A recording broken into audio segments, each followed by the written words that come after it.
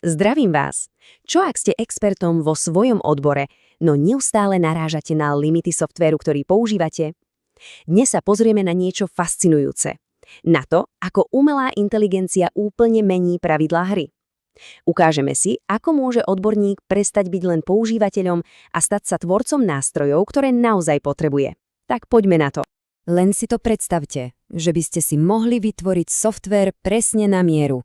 A to tak, že ho jednoducho opíšete vlastnými slovami. Znie to trochu ako sci-fi však, no možno vás prekvapí, ako blízko k realite táto vízia vlastne je. Takže, kde to celé začína? No, pri probléme, ktorý asi pozná každý špecialista. Je to taká dilema experta. Čo robiť, keď tie bežné, dostupné nástroje skrátka nestačia? Faktom je, že mnohí odborníci sú doslova limitovaní svojimi nástrojmi. Majú úžasné vedomosti, ale narážajú na stenu pri komplexnej analýze dát alebo pri špecifických postupoch, ktoré bežný softvér proste nezvláda. A výsledok?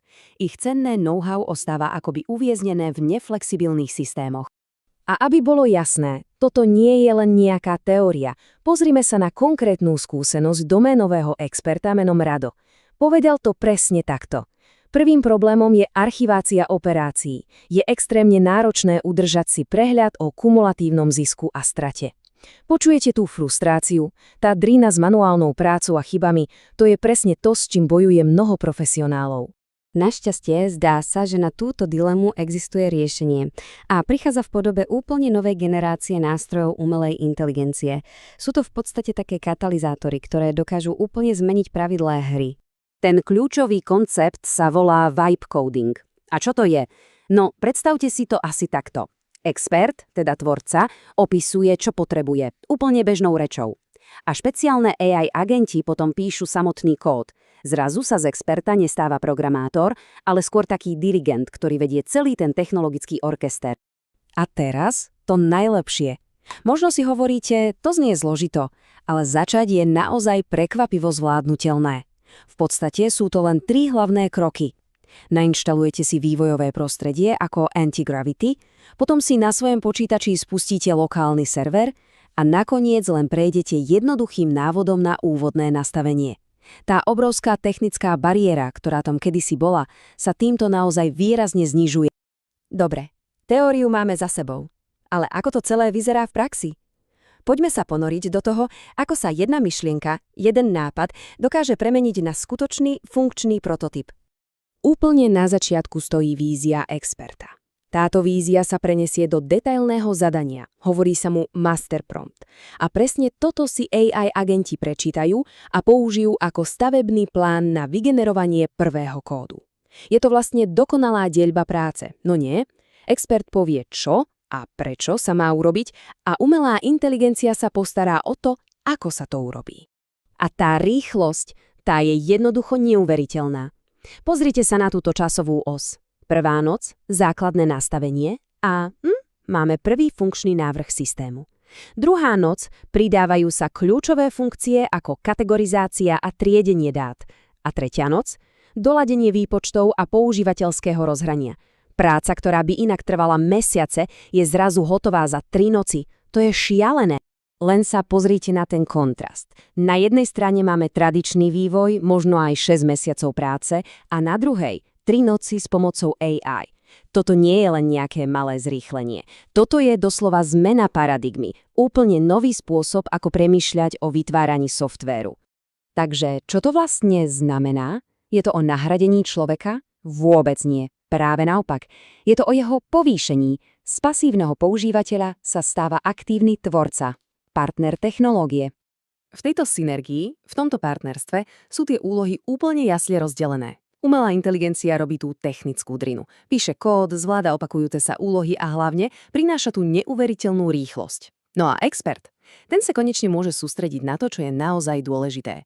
Definuje biznis logiku, poskytuje ten jedinečný kontext z praxe a usmerňuje AI správnym smerom. Presne ako architekt, ktorý vedie staviteľ. A presne toto je jadro celého úspechu.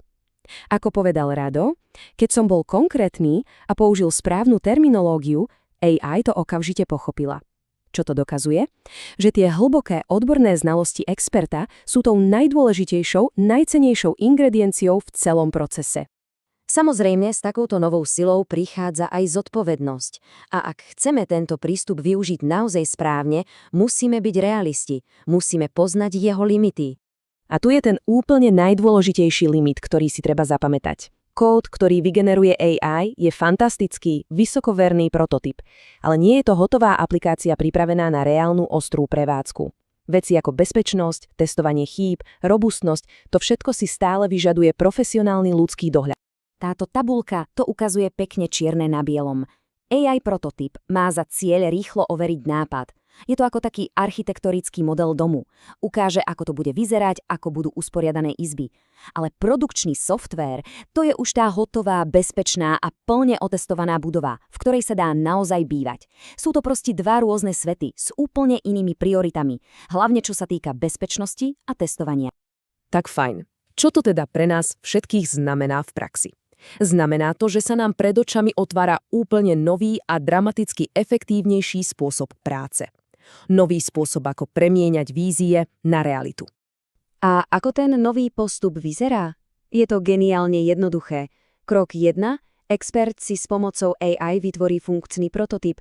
To je vlastne taká živá interaktívna špecifikácia. Krok 2. Tento prototyp odovzdá profesionálnym vývojárom a tí už presne bez akýchkoľvek pochybností vidia, čo majú postaviť. A výsledok? Koniec nekonečným nedorozumeniam a dramatické skrátenie vývojových cyklov. A teraz jedno jediné číslo. 15. Čo sa skrýva za týmto číslom? Možno je to kľúč k tomu, ako vôbec začať. A tuto je. Rada pre každého, kto by chcel začať? Je to jednoduché. Venujte len 15 minút denne objavovaniu týchto nových AI zručností. Len 15 minút. Je to malý, drobný zvyk, ale jeho pravidelnosť dokáže postupne otvoriť dvere do úplne nového sveta tvorivých možností. A to ma privádza k poslednej myšlienke, takej otázke na zamyslenie. Keby ste mali túto moc vo svojich rukách, keby ste mohli vytvoriť akýkoľvek nástroj, ktorý by vyriešil váš najväčší problém, čo by to bolo? Čo by ste postavili ako prvé? Budúcnosť je otvorená a možnosti, tie sú dnes naozaj takmer nekonečné.